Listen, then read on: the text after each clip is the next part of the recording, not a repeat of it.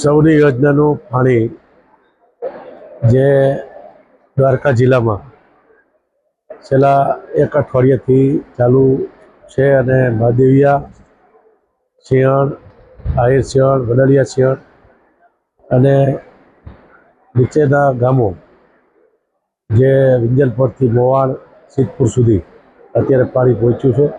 સૌની યોજનાનું પાણી અત્યારે ખેડૂતોને મળતા ખૂબ જ ખુશીનો માહોલ છે.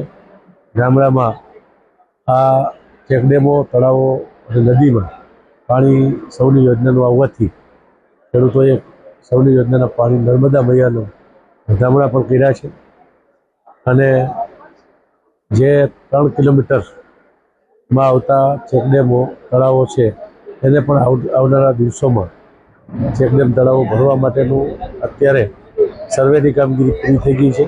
આવનારા દિવસોમાં જે 3 કિલોમીટરની મર્યાદામાં અત્યારે જે ચેકડેમ, તળાવ કે નદી આવશે એમાં પણ આ સૌની યોજનાનું પાણી આગામી દિવસોમાં ભરવાનું છે.